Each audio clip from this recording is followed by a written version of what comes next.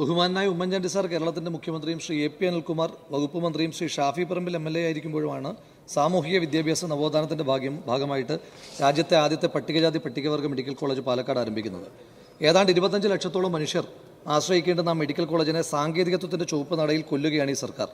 500 ബെഡുകളുള്ളൊരു multi speciality ഹോസ്പിറ്റലാക്കാനുള്ള എല്ലാ basic ഇൻഫ്രാസ്ട്രക്ചറുള്ള ആശുപത്രിയിൽ മതിയായ ഡോക്ടർമാരുടെയോ നഴ്സുമാരുടെയോ പാരാമെഡിക്കൽ ജീവനക്കാരുടെയോ നിയമനം നടക്കുന്നില്ല.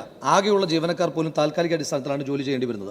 ഒരു മെഡിക്കൽ കോളേജ് ഉണ്ടായിട്ടും ഒരു നെഞ്ചുവേദന വന്നാൽ പോലും കോയമ്പത്തൂരിനെ ആശ്രയിക്കേണ്ടി വരുന്ന സാഹചര്യത്തിൽ അവിടെ പൊലിയുന്ന ജീവനുകൾക്ക് ഈ സർക്കാരിൻ്റെ കെടുകാര്യസ്ഥ ഉത്തരവാദിയാണ്.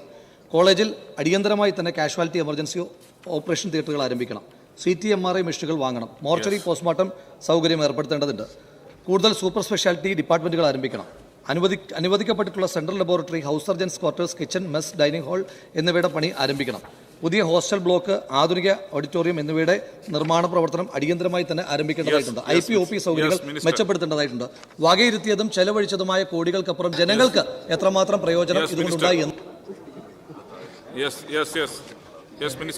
സർ, മെഡിക്കൽ കോളേജിൻ്റെ DPR ഉൾപ്പെട്ട അക്കാദമിക് ബിൽഡിംഗ്, ആൺകുട്ടികളുടെയും പെൺകുട്ടികളുടെയും ഹോസ്റ്റലുകൾ, ചുറ്റുമതിൽ നിർമ്മാണം, ഭൂഗർഭജല സംഭരണി, അഡ്മിനിസ്ട്രേറ്റീവ് ബ്ലോക്ക്, ഹോസ്പിറ്റൽ ബിൽഡിംഗ് എന്നിവ പൂർത്തീകരിച്ചിട്ടുണ്ട്.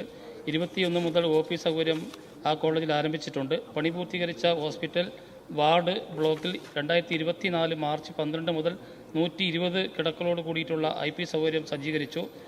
ഫയർ NOC ലഭ്യമായതോടുകൂടി അത്യാഹിത വിഭാഗം ഉൾപ്പെടെ പൂർണ്ണ തോതിലുള്ള പ്രവർത്തനം സജ്ജമാക്കുന്നതിനുള്ള നടപടികൾ പുരോഗമിച്ചു വരുന്നു. 13 ഡിപ്പാർട്ട്മെൻറ്റുകൾ ഇതിനോടകം പ്രവർത്തനം ആരംഭിച്ചു. ICU ഓപ്പറേഷൻ തിയേറ്റർ എന്നിവ സജ്ജമാക്കി. ലാബ്, ഫാർമസി എന്നിവ 24 മണിക്കൂറും പ്രവർത്തിച്ചു വരുന്നു. നിലവിൽ കോളേജിൽ ബ്ലഡ് ബാങ്ക്, ഡയാലിസിസ് യൂണിറ്റ് എന്നിവ ഏർപ്പെടുത്തുന്നതിനായിട്ടുള്ള നടപടികളും പുരോഗമിച്ചു വരുന്നു. മെഡിക്കൽ കോളേജിനോടനുബന്ധിച്ച് 23-24 ഒരു നഴ്സിംഗ് കോളേജും പ്രവർത്തനം ആരംഭിച്ചിട്ടുണ്ട്.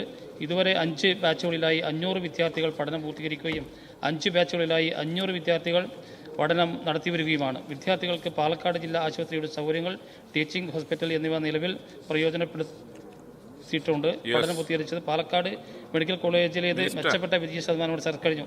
4 ഡിപ്പാർട്ട്മെൻറ്റുകളിൽ പോസ്റ്റ് ഗ്രാജുവേഷൻ കോഴ്സുകൾ ആരംഭിച്ചു. 6 പോസ്റ്റ് ഗ്രാജുവേഷൻ കോഴ്സുകൾ കൂടി ആരംഭിക്കാനുള്ള നടപടികൾ ഇപ്പോൾ പുരോഗമിച്ചു വരുന്നു സാർ.